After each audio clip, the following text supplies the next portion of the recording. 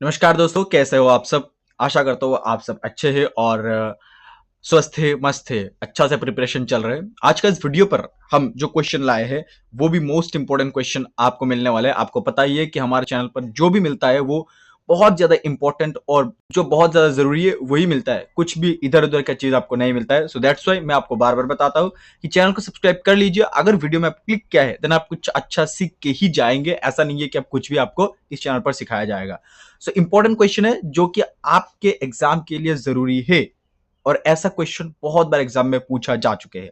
So that's why channel को subscribe कर लीजिए। वीडियो कैसा लगे जरूर कमेंट में बताइएगा और लाइक जरूर कीजिए। अगर अच्छा लगे, अच्छा ना लगे तो भी बताइएगा, क्योंकि हम जानना चाहते हैं कि आप कैसा इस वीडियो को देख रहे हैं और कहां से आप ये वीडियो देख रहे हैं, कहां से ये वीडियो देख रहे हैं वो भी हमें कमेंट में बताइएगा।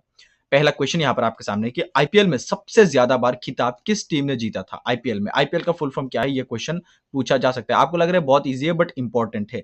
आईपीएल का फुल फॉर्म है इंडियन इंडियन प्रीमियर लीग। ठीक है, इंडियन प्रीमियर लीग ये आईपीएल का फुल फॉर्म है। और ये आईपीएल में सबसे ज्यादा बार किस टीम ने ट्रॉफी जीता है? क्वेश्चन नंबर 1 का सही आंसर हो जाएगा मुंबई इंडियंस। यहां पर देखो, एक चीज मैं आपको बताता हूं कि चेन्नई सुपर किंग्स यानी कि सीएसके और मुंबई इंडियंस ये दोनों ने ही 5 टाइम्स ट्रॉफी जीती है। बट यहाँ पर मुंबई इंडियंस को पहला बताना होगा, क्योंकि मुंबई इंडियंस से पहले 5 ट्रॉफी ऑलरेडी जीत चुके हैं और इसके बाद चेन्नई सुपर किंग्स ने पांच जीता था। सो ये आपको याद रखना है कि मुंबई इंडियंस सबसे ज्यादा बार ट्रॉफी जीतने वाला आईपीएल में टीम है। नेक्स्ट है चेन्नई सुपर किंग्स, जिसको सीएसके कहा जाता है। ठीक है, ये सारी चीज आपको याद रखना है। और एक चीज कि 2024 में 2024 में जो आईपीएल हुआ है उसका ट्रॉफी किसने जीता है? केकेआर। ये आपको याद रखना है, केकेआर टीम ने जीता है 2024 में आईपीएल का ट्रॉफी। आई होप आपको समझा पाया। नेक्स्ट हम आगे बढ़ते हैं, नेक्स्ट क्वेश्चन देखते हैं। सब्सक्राइब जरूर करना है, क्योंकि स्पोर्ट्स हमारा रग रग में बसते हैं और खास करके जो क्रिकेट है, आईपीएल है, वो हमारे लिए फेस्टिवल है।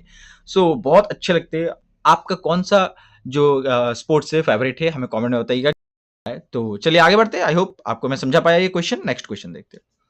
यहाँ पर क्वेश्चन नंबर 2 आपके सामने है। क्वेश्चन नंबर 2 में क्या पूछा है कि वर्ष 2020 के ब्रिक्स शिखर सम्मेलन का विषय क्या था? ब्रिक्स शिखर सम्मेलन क्या है ये पहले आपको जानना जरूरी है। ब्रिक्स, ठीक है, BRICS, ब्रिक्स, ब्रिक्स शिखर सम्मेलन क्या है? ब्रिक्स का फुल फॉर्म क्या है ये क्वेश्चन पूछते हैं। ब्रिक्स का फुल फॉर्म है, बी का मतलब ब्राजील, ठीक है, बी का मतलब ब्राजील, आर का मतलब रशिया, आर का मतलब रशिया, आई का मतलब है इंडिया, ये आपको सारी चीज याद रखना है, इंडिया, सी का मतलब चाइना, चाइना, एंड आपका एस का मतलब है साउथ अफ्रीका। ठीक है, साउथ अफ्रीका, साउथ अफ्रीका, ये सारे ये ब्रिक्स का मतलब है। और ब्रिक्स कब एस्टेब्लिश किया था ये भी क्वेश्चन पूछते हैं। इंपॉर्टेंट क्वेश्चन ये भी बन सकते हैं। ये एस्टेब्लिश हुआ था 2009 में। ब्रिक्स का जो 2020 है, 2020 में जो शिखर सम्मेलन हुआ है उसका मोटो या फिर विषय क्या था? मोस्ट इंपोर्टेंट ये भी क्वेश्चन है। इस क्वेश्चन का सही आंसर हो जाएगा ऑप्शन नंबर ए, यानी कि वैश्विक स्थिरता, साझा सुरक्षा और नवाचार विकास, यानी कि global sustainability, shared security and innovation innovation development. ये 2020 का ब्रिक्स शिखर सम्मेलन का विषय था। ये आपको याद रखना है। इंपॉर्टेंट क्वेश्चन ये बन सकते हैं। ब्रिक्स का हेडक्वार्टर कहां पर है ये क्वेश्चन पूछा जा सकता है। ब्रिक्स का हेडक्वार्टर, ठीक है, ब्रिक्स का हेडक्वार्टर कहां पर है? ये है चाइना का शंघाई में। ठीक है, चाइना का शंघाई में ब्रिक्स का हेडक्वार्टर है। ये चीज आपको याद रखना है। सारे चीज आगे बढ़ते, आई होप आपको समझा पाया। नेक्स्ट क्वेश्चन देखते हैं। यहाँ इज द क्वेश्चन नंबर 3।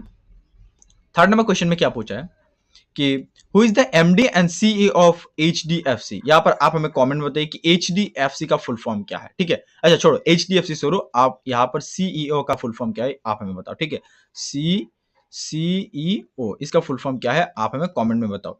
कोई भी कमेंट ना करके कहीं मत जाइएगा, क्योंकि आपका एक एक कमेंट हमें मोटिवेट करता है, आपको भी सिखाएगा और हमारे लिए ये मोटिवेशन है। सो दैट्स व्हाई आप कमेंट जरूर कीजिए जो मैं आपको पूछता हूँ। ठीक है, कमेंट नहीं करेंगे तो भाई मैं आपको एक सीधा बताता हूँ, आप ये चैनल को छोड़ दीजिए। ये चैनल पर हम सीरियस है, सारे सीरियस है, अच्छा से पढ़ाते हैं और अच्छे से पढ़ना भी चाहिए। जो मैं बताता हूँ वो करना आपको जरूरी है। ठीक है, एज अ टीचर मैं आपको बता रहा हूँ कि इसका कॉमेंट कीजिए। यहाँ पर इस क्वेश्चन का सही आंसर हो जाएगा शाशिधर जगदीशन। ठीक है, MD and CEO of HDFC bank वो हो जाएगा शाशिधर जगदीशन। आइए हम आगे बढ़ते हैं, समझा पाया आई होप आपको मैं। नेक्स्ट यहाँ पर question number 4 and the 4 number question is भारतीय कम्युनिस्ट पार्टी का गठन कब हुआ था? भारतीय कम्युनिस्ट पार्टी ये कब गठन हुआ था? इंपॉर्टेंट क्वेश्चन पूछा जा सकता है। कम्युनिस्ट पार्टी सीपीआई, जिसको हम सीपीआई कहते हैं, ठीक है, CPI communist party of India, ये कब शुरुआत हुआ था? एक्चुअली इस क्वेश्चन में पूछा है 25 दिसंबर 1925, 25 दिसंबर, कहीं कहीं पर 26 दिसंबर भी आते हैं, सो आपको ये याद रखना है 26 दिसंबर यहाँ पर 1925, ये आपको याद रखना है, ठीक है। एक क्वेश्चन पूछा जा सकता है कि आईएनसी इंडियन नेशनल कांग्रेस कब स्टैब्लिश हुआ था? 1885 में, ये चीज आपको याद रखना है, इंपॉर्टेंट ये भी बन सकता है, ठीक है, इंडियन नेशनल कांग्रेस के बारे में। नेक्स्ट हम देखते हैं क्वेश्चन नंबर 5 की ओर हम आगे बढ़ते हैं। Here is the question number 5 and the 5 number question is कि इनमें से कौन सी नदियां अरब सागर में गिरती है? गंगा, गोदावरी, नर्मदा या महानदी? यहां से कौन सा नदी जो अरब सागर में, अरबियन सी में, ठीक है, अरबियन सी में गिरती है? ये यहां से ऑप्शन नंबर बी यानी कि Narmada, option number C Narmada, ये अरब सी में गिरते हैं। गंगा कहां पर, गोदावरी और नर्मदा ये कहां पर गिरती है? ये गिरती है बे ऑफ बंगाल में, ठीक है, बे ऑफ बंगाल में, ये आपको याद रखना है, बे ऑफ बंगाल में गिरती है। गंगा, गोदावरी और महानदी ये तीनों बे ऑफ बंगाल में गिरती है। And the right answer will be Narmada, यानी कि नर्मदा अरबियन सी में गिरती है। अरबियन सी में जो कुछ और नदी गिरते हैं उसका नाम मैं आपको बताता हूँ, आप याद करके रखिएगा। तापी, ठीक है, ये आपको याद रखना है, तापी। एंड आपका आ जाएगा सिंधु नदी, सिंधु नदी, ठीक है, सिंधु नदी भारत का सबसे लंबा नदी है, ये आपको याद रखना है, लॉन्गेस्ट रिवर सिंधु या फिर इंदास नदी। इसके बाद है समारवती, ठीक है, समारवती, ये भी आपको याद रखना है, समारवती, ये भी अरबियन सी में गिरती है। सो ये आपको याद रखना है कि महानदी, तापी, सिंधु, समरवती, ये सारे बे ऑफ बंगाल, ये सारे आपका अरबियन सी में गिरती है, सॉरी बे ऑफ बंगाल में नहीं। महानदी, नर्मदा, महानदी, गोदावरी एंड गंगा, ये तीनों बे ऑफ बंगाल में गिरती है। आगे बढ़ते हैं, नेक्स्ट क्वेश्चन देखते हैं। यहाँ पर नेक्स्ट क्वेश्चन है आपके सामने।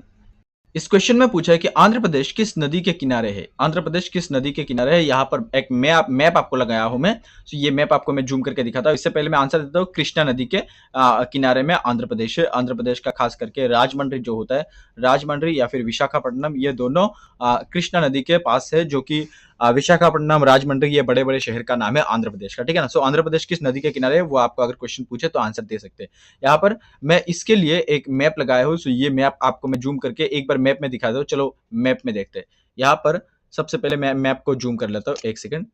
मैप को यहाँ पर जूम करने के बाद शायद आप देख पा रहे हैं आंध्र प्रदेश किस नदी के किनारे है, ठीक है, आंध्र प्रदेश किस नदी के किनारे है। यहाँ पर ये जो मैं आपको हाईलाइट करके दिखाता हूँ, ये जो कलर है, ये आंध्र प्रदेश है।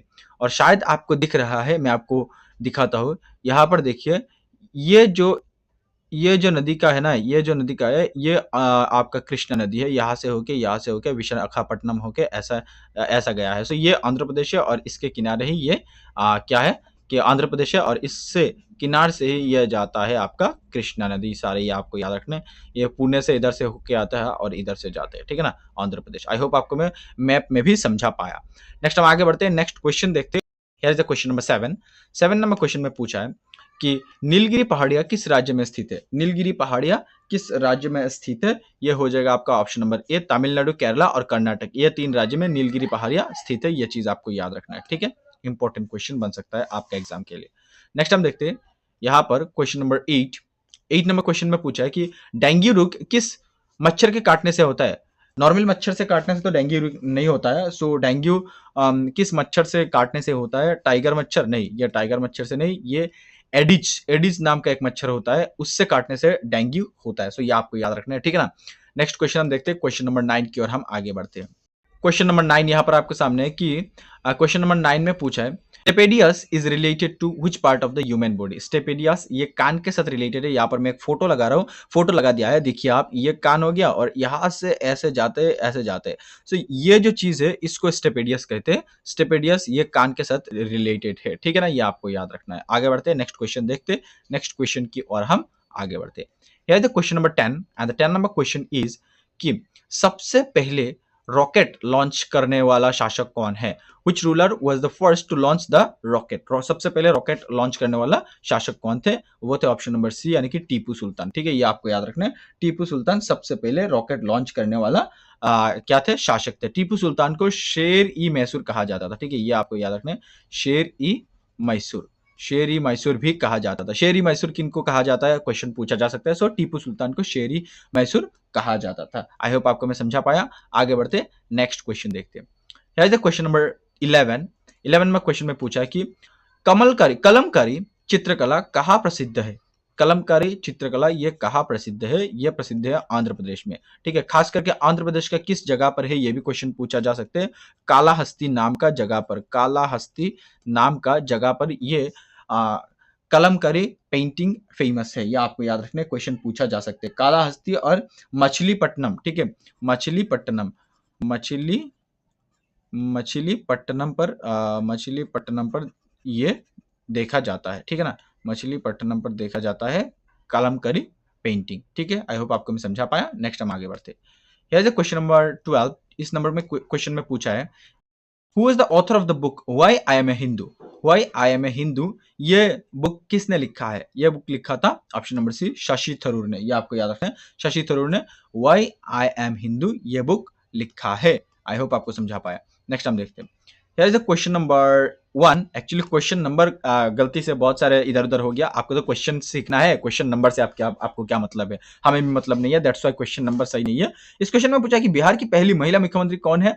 बिहार की पहली women, first ever women deputy chief minister कौन थे? वो थे ऑप्शन नंबर बी, यानी कि रेणु देवी। आपको याद रखना है, रेणु देवी बिहार की first ever deputy chief minister था। ये आपको याद रखना है, चीफ मिनिस्टर है 2020 से सिंस 2020। नेक्स्ट इज यार क्वेश्चन नंबर 2। राष्ट्रपति की माफी की शक्ति किस अनुच्छेद में अंतर्गत है? यानी कि किसी अगर कोई जुर्मकार जो कि अभी जेल में है या फिर जिसको फांसी वसी देने वाला है, तो राष्ट्रपति अगर चाहे तो उसको माफ कर दे सकते हैं। सो ऐसे माफ करने वाला, राष्ट्रपति माफ कर देने वाला ये जो पावर है, ये जो शक्ति है, ये किस अनुच्छेद में लिखा है? संविधान का किस अनुच्छेद में लिखा हुआ है? ये इंपॉर्टेंट क्वेश्चन बन सकता है आपका एग्जाम के लिए। ऑप्शन नंबर ए, यानी कि अनुच्छेद 72। अनुच्छेद 72 में राष्ट्रपति का ये पावर के बारे में लिखा है कि अगर कोई कुछ गलती वगैरह क्या है, जुर्मकार है, मतलब जिसको अभी फांसी होने वाला है, जो बहुत बड़ा कुछ जुर्म किया है, सो उसको कौन माफ कर दे सकते हैं? वो एकमात्र राष्ट्रपति ही माफ कर दे सकते हैं। सो ये आपको याद रखना है, इंपॉर्टेंट क्वेश्चन ये बन सकता है। ठीक है, आगे बढ़ते हैं, नेक्स्ट क्वेश्चन देखते हैं। नेक्स्ट क्वेश्चन में क्या पूछा है? नेक्स्ट यहां पर हम क्वेश्चन में आगे बढ़ते हैं। नेक्स्ट क्वेश्चन यहां पर आपके सामने क्वेश्चन नंबर 3। नंबर मत देखिए आप, मैं बार बार नंबर बता देता हूं, आप नंबर मत देखिए। ठीक है, यहां पर इस क्वेश्चन में पूछा है कि 2023 का आईसीसी पुरुष क्रिकेट विश्व कप कहां आयोजित किया गया था? Where 2023 ICC men's world cup held. यहां पर ये जो क्वेश्चन है ये सबको पता है, सबको इसका आंसर पता है, क्योंकि हम सबका दिल टूटा था, हम बहुत रोए थे 2023 में जो भारतीय ओडीआई, भारत में ही हुआ था ओडीआई वर्ल्ड कप, हम जब हारे थे ऑस्ट्रेलिया के सामने फाइनल में। मैं तो क्रिकेट का बहुत बड़ा फैन हूं, मैं आपको बता चुका हूं, सो दैट्स व्हाई मेरे को सब पता है, एक एक बॉल मेरे को आइडिया है, एक एक बॉल के बारे में मेरे को याद है। ठीक है ना? सो भारत में 2023 में आईसीसी पुरुष वर्ल्ड कप हुआ था, ओडीआई वर्ल्ड कप हुआ था, और हम हारे थे फाइनल में। एंड आफ्टर 2024 में हमने T20 वर्ल्ड कप जीते थे। सो ये भी आपको याद रखना है। ठीक है ना? आगे बढ़ते हैं। नेक्स्ट यहां पर इस क्वेश्चन में पूछा है कि कौन सी मिट्टी अधिक पानी सुखाती है? कौन सी मिट्टी अधिक पानी सुखाती है? ये ऑप्शन नंबर सी, यानी कि दोमट मिट्टी, जिसको लोम सोयल भी कहते हैं। लोम सोयल क्या है आपको शायद आइडिया नहीं है। यहाँ पर मैं एक लाइन लिख के रखा है कि द मिक्सचर ऑफ क्ले, यानी कि मिट्टी, सैंड, मिट्टी, बालू और रेत, जिसको रेत कहते हैं, मिट्टी, रेत और इसके साथ स्लिट, यानी कि गेंद जिसको कहते हैं, ये तीनों मिला के जो मिट्टी या फिर जो सोयल होता है वो होता है लोम सोयल, और ये सबसे ज्यादा पानी सुखाती है।